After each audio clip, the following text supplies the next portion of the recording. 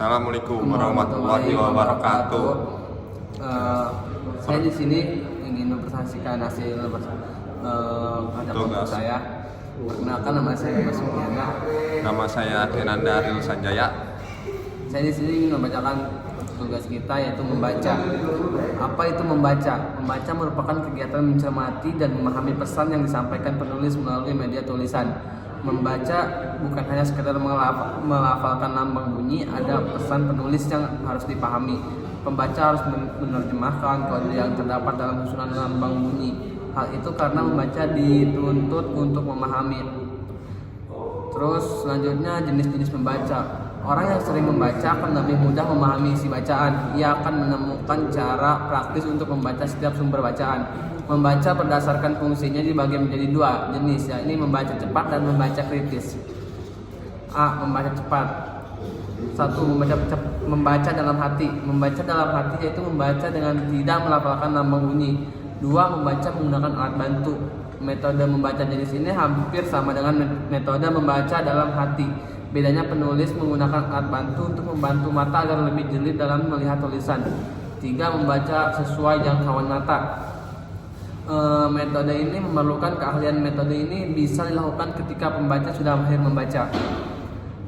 Terus membaca kritis. Membaca kritis merupakan membaca sumber bacaan dengan cermat dan teliti. Membaca kritis dilakukan dengan cepat, cermat, dan teliti. Membaca kritis memiliki banyak fungsi seperti membaca untuk menulis, membaca untuk mengamati, membaca untuk mencari informasi, membaca untuk meningkatkan pemahaman, dan sebagainya. Membaca kritis juga dilakukan untuk menimbang kualitas bahan bacaan. Pembaca harus benar-benar memahami isi bacaan.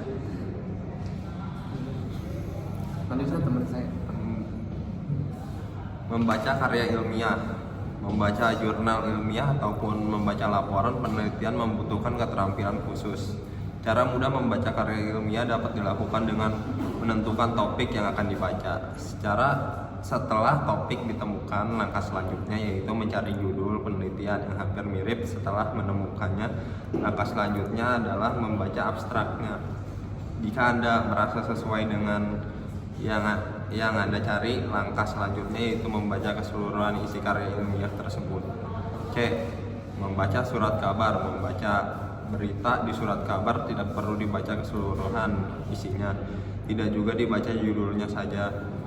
Hal itu karena banyak judul berita yang tidak mencerminkan isi. Untuk mendapatkan informasi yang jelas, pembaca perlu membaca berita paragraf pertamanya saja. Keseluruhan informasi, pembaca boleh membaca keseluruhan isi berita. D. Membaca selebaran. Banyak pembaca yang terjebak pada saat membaca selebaran. Hal itu karena tidak membaca secara cermat, terutama yang berisi informasi promosi. Orang cenderung membaca tulisan diskon atau promosinya saja. Hal yang paling penting pada saat membaca selebaran, pembaca harus mencari tulisan berukuran kecil. Tulisan tersebut merupakan informasi penting yang sengaja dibuat kecil agar pembaca tidak fokus pada tulisan tersebut. Manfaat membaca buku: 1. Melatih otak. 2. Meningkatkan konsentrasi yang baik. 3. Menumbuhkan kemampuan menulis. 4. Memberikan ketenangan. 5. Membangun kepercayaan diri. Dan 6. Meningkatkan kedisiplinan. Ya, sekian dari kelompok kami. Kurang lebihnya kami mohon maaf. Ya. Wassalamualaikum warahmatullahi wabarakatuh.